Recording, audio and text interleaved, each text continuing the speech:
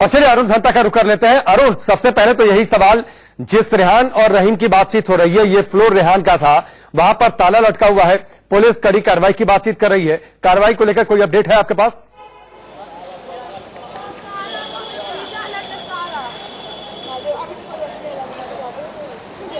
देखिए अभी जो है, क्योंकि यहीं पे रेहान का इसके जहां पे ये फैक्ट्री थी उसके पीछे ही उनका अपना घर है, लेकिन वहां पर भी हम लोग गए और पुलिस ने भी शायद वहां पर गई होगी, तो वहां पर ताला लगा हुआ है। और सुनने में ये आ रहा है कि रेहान इस समय पूरी तरह से अंडर ग्राउंड हो गए हैं। जिस तरह से जो है वो ये चीजें चल रही थी, पूरे इलीगल तरीके से ये जो है उनकी बिल्डिंग में काम चल रहा था। उसके बाद एफआईआर भी रजिस्टर हो गई है उनके नाम की, और पुलिस जो है वो उन्हें उनकी तलाश में लगी है। जो उनका घर, जैसे मैंने कहा, उसके पड़ोस में ही है, वहां पर इस समय ताला लगा हुआ है। अब देखना ये होगा कि आखिर पुलिस कब तक जो है वो उसको पकड़ सकती है और उसके बाद जो आगे की कार्रवाई कर सकती है। लेकिन ये यहां पर स्थिति सिर्फ उस बिल्डिंग में नहीं है, उसके आसपास जितनी भी बिल्डिंगें हैं वहां भी उसी तरह की स्थिति है। सुनने में ये भी आ रहा है कि जो बाकी बिल्डिंग्स में जो लोग काम करते थे उनको फिलहाल जो है वहां से हटा दिया गया, उनको वहां से भेज दिया गया है, क्योंकि जिस तरह से जो है अब एक बिल्डिंग की वजह से जो बाकी जो और बिल्डिंग्स में इस तरह काम चलता था उसका भी जो है वो कहीं ना कहीं खुलासा हो रहा है। तो ऐसे में अब पुलिस के लिए भी बहुत अहम होता है। नहीं, लेकिन अरुण जो आप बात कर रहे हैं, काम को रुकवाया गया है,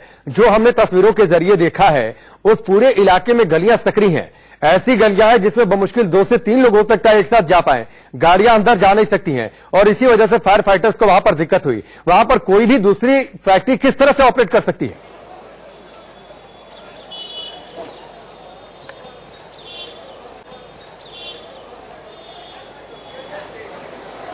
देखिए वही चीज यहां पर हो रही है। वही चीज जो है, आप वो सिर्फ उस बिल्डिंग में ऐसा नहीं है। हमने जब सुबह जब उसमें आग लगी है तो उसके बाद फायर ब्रिगेड को कितनी ज्यादा दिक्कत हुई वो हमने सुबह दिखाया था। उन्होंने पूरा कैमरे पे कहा था किस तरह से गाड़ियां अंदर ले जाने में उनको दिक्कत हो रही थी। ऐसे में उसके बाद, क्योंकि जो ये पूरा इलाका है, जिसका आपको मैं बता दूं कि ये पूरा रेजिडेंशियल इलाका है, ये पूरा लोगों के रहने के लिए इलाका है, लेकिन इसमें जो है काफी बड़ी संख्या में जो है वो फैक्ट्रियां चल रही है, और हर उम्र के जो लोग हैं इसमें काम कर रहे हैं। काफी ज्यादा बच्चे भी, छोटे छोटे बच्चे जो है उनको भी यहां पर जो है उनसे भी काम करवाया जा रहा है। तो ना सिर्फ उस बिल्डिंग में, अब यही जांच का विषय है, यही पुलिस को अब इस केस को आगे लेके जाना होगा, ना सिर्फ उस बिल्डिंग में बल्कि और उसके अलावा भी जिस तरह से यहां पर काम चलता है। क्योंकि उस बिल्डिंग अगर हम बात करें तो उसमें जो कपड़े के बैग, प्लास्टिक और कई सारी जो चीजें हैं, इन सब चीजों को तैयार किया जाता था। और मैं आपको बता दूं, जो महिला से हमने बात की उसका यह कहना था कि 300-400 लोग यहां पर हमेशा रहते हैं उस बिल्डिंग में, और वो महिला जो है फर्स्ट फ्लोर पर रहती है उस बिल्डिंग के। तो आप सोचिए, अगर 300-400 लोग वहां पर हमेशा होते हो तो किस तरह की स्थिति होगी उस बिल्डिंग के अंदर, और किस तरह का काम चलता होगा। अगर छोटा सा शॉर्ट सर्किट होता है तो जो वो पूरी बिल्डिंग है, जो पूरे कमरे हैं, उसमें वो पूरी तरह से प्लास्टिक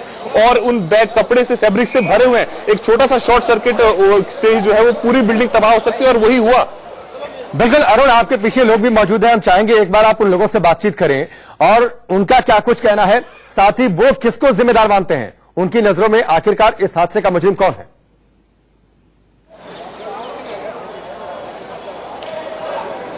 देखिए अभी जहां पर हम खड़े हैं यहां पर जो है वो लोगों को पुलिस ने थोड़ा सा हटा दिया है, क्योंकि बिल्कुल हम स्पॉट के साथ में ही हैं, तो थोड़ा उनको यहां से पीछे कर दिया गया है इस वजह से कि शायद कई लोग जो है काफी नजदीक जा रहे थे स्पॉट के। तो पुलिस ने जो पूरा इलाका है उसको बंद कर दिया है, पूरा बैरिकेड कर दिया है वहां पर, तो वहां से आगे किसी की मूवमेंट नहीं। जो लोग भी साथ में खड़े थे उनको अभी जो है वो पुलिस ने यहां से पीछे की तरफ हटा दिया है। और ये जो लोग यहां पर है, जैसे आपने पूछा क्या लोग कह रहे हैं, लोगों का यही कहना है कि ये जो है वो पुलिस के नोटिस में एक बार नहीं कई बार डाला जा चुका है। चलिए अरुण, मैं आपके पास आता हूं। नरेश बिस्वानी हमारे साथ है। नरेश, वैसे तो जब गम और दर्द घेरता है तो जुबान एक जैसी हो जाती है, भाषा एक जैसी नजर आने लगती है, और हर भाषा, हर शब्दों में एक अलग दर्द छिपा रहता है। हम चाहते हैं जो पीड़ित के जो परिजन है, वहां पर जो लोग मौजूद हैं, जरा एक बार आप उनसे बातचीत करें।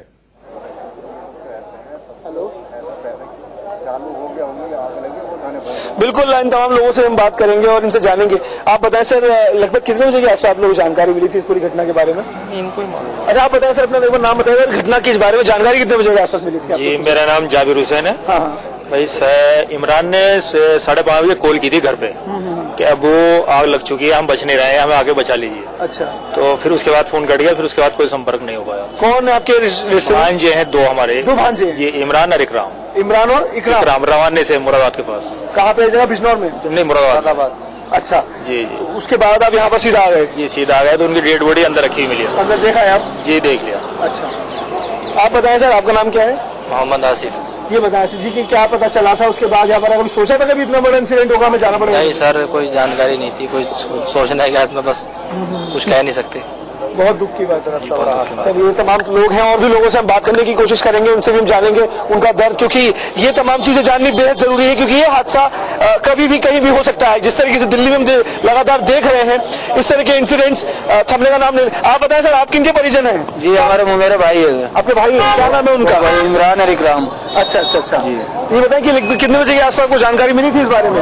हमें मिली 4 बजे, सुबह 4 बजे। सुबह 4 बजे आपकी फोन पे बात हुई थी उस समय? क्या बोल रहे थे? हमारा भाई कह रहा था कि हमें बचा लो और हम मरने के काबिल, आग लग गई उसमें। मतलब उन्होंने पहले ही बोल दिया था कि हम मरने वाले हैं? हाँ, तो बचने का कोई रास्ता नहीं है। कोई रास्ता नहीं है। क्या बता रहे थे कि निकलने का रास्ता सिर्फ एक ही है? हाँ, जीने में से आग लगी, जीने में का रास्ता था, उसमें निकल नहीं सकते थे। अच्छा, तो राकेश देखिए, सुना आपने, रास्ता एक ही था, उसी रास्ते से निकलना था, लेकिन वहां पर आग लगी हुई थी और उन्होंने पहले ही अपने घर वालों को फोन करके सूचित कर दिया था इस बारे में कि कुछ अनहोनी होने वाली है, हमारी जान जाने वाली है, हमें बचा लिया जाए। मदद मांग रहे थे लगातार। लेकिन आप अंदाजा लगाइए उस मंजर का, जब ऐसे हालात में किसी इंसान को पता हो कि मैं मरने वाला हूं, आग लगी हुई है, मौत सिर पर खड़ी है, उसके जहन पर क्या बीत रही होगी जब उसने अपनी मौत को अपने सामने खड़ा हुआ देखा होगा। आप अपना नाम बताएंगे?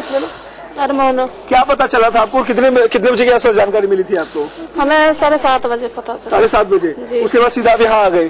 जी। अच्छा, कौन है आपके? मेरा भाई है। आपका भाई है जी। उसने फोन भी किया था घर पे? घर पे गांव फोन करे थे अपने बीवी के पास। अच्छा, क्या बता रहा था? कुछ जानकारी मिली? वही बोले कि आग लगा हुआ है, अब हमारा बचना मुश्किल है।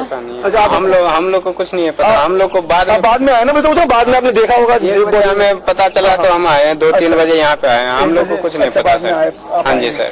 चलिए, तो ये तमाम वो परिजन हैं जिनके जो परिजन थे वो अंदर, जिनकी बॉडी रखी हुई है मॉर्चुरी के अंदर, पोस्टमार्टम किया जाएगा। लेकिन आप सुनिए परिजनों को किस तरीके से वो बता रहे हैं कि उन्होंने फोन करके खुद बताया।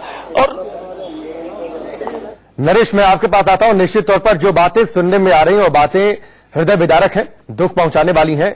हो सकता है कि शायद इस बार सरकार चेत जाए, इस बार शायद प्रशासन चेत जाए इन दर्द भरी चीखों को सुनकर, इन दर्द भरे बातों को सुनकर। दिल्ली आग हादसे में दमकल कर्मी राजेश शुक्ला असली हीरो बनकर सामने आए। उन्होंने सबसे पहले जलती बिल्डिंग में पैर रखा और 11 लोगों की जान बचाई। लोगों को बचाने में वो खुद भी जख्मी हो गए, जिसके बाद उन्हें हॉस्पिटल पहुंचाया गया। ये तस्वीर राजेश शुक्ला की है। हम इन्हें सलाम करते हैं इनकी बहादुरी के लिए, इनकी जाबाजी के लिए, क्योंकि जैसे इन्होंने देखा और इन्हें महसूस हुआ कि अंदर सकरी गली है, वहां अंदर तक गाड़ी नहीं पहुंच सकती है, अपनी जान की परवाह किए बगैर वो अंदर इमारत में दाखिल हो गए और अपने कंधे पर जो लोग वहां पर जख्मी पड़े हुए थे उन्हें अपने कंधों पर लादकर बिल्डिंग से बाहर निकालकर लाए और इस तरह 11 लोगों की जान बचाई है राजेश शुक्ला ने। इसके बाद इन्हें हॉस्पिटल भी पहुंचाया गया। रियल हीरो की अब हर ओर तारीफ हो रही है राजेश शुक्ला की, और वाकई इनका जज्बा, इनकी जाबाजी और इनका कार्य सराहनीय है, काबिले तारीफ है। जब वो जान की परवाह किए बगैर देवदूत बनकर आग से घिरी बिल्डिंग में अंदर दाखिल हो गए। 43 लोगों की मौत हो गई है। ये पहली तस्वीर आप देख सकते हैं। गलियां सकरी थी, रेस्क्यू ऑपरेशन में दिक्कत हो रही थी, इसलिए 11 लोगों की जान बचाई राजेश शुक्ला ने खुद अपने बलबूते, अपने कंधों पर। इस दौरान उनके पैर में चोट आई। LNJP अस्पताल में उनका इलाज चल रहा है और दिल्ली सरकार में मंत्री सत्येंद्र जैन उनसे मिलने अस्पताल पहुंचे। उनकी एक तस्वीर ट्विटर पर पोस्ट करते हुए कहा कि आज के रियल हीरो राजेश शुक्ला है।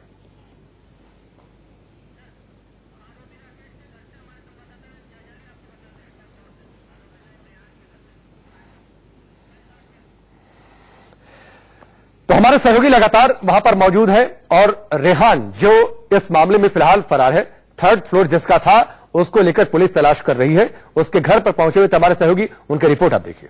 में आज जो घटना हुई में सबसे बड़ी चीज जो थी वो थी कि ना तो उस बिल्डिंग के पास एनओसी था, ना ही फायर सेफ्टी के कोई नॉर्म्स, और सबसे बड़ी दिक्कत है कि फायर डिपार्टमेंट की तरफ से भी कहा गया कि ऐसी बिल्डिंगों के अंदर सबसे बड़ी दिक्कत है या फिर सबसे बड़ी जो मूलभूत चीजें हैं, कमी है, वो यही है। हम इस समय जिस मकान के सामने है, ये रेहान का उस बिल्डर का घर है जिसकी पूरी बिल्डिंग थी रेहान। हालांकि सुबह से ही उसके घर में कोई भी शख्स यहाँ पर नहीं है। अगर आप देखें कि आपको नजर आएगा कि ये खुद उस गली से भी हमने रियलिटी चेक किया, ये देखा कि आखिरकार यहाँ पर, क्योंकि ये उससे ठीक अपोजिट वाली गली है, इसे गली चिमनी कहा जाता है, चिमनी मिल रहा जाता और यहाँ पर ही रेहान बताया जाता अपने परिवार के साथ रहता है, लेकिन सुबह से ही यहाँ पर कोई भी शख्स यहाँ पर मौजूद नहीं है।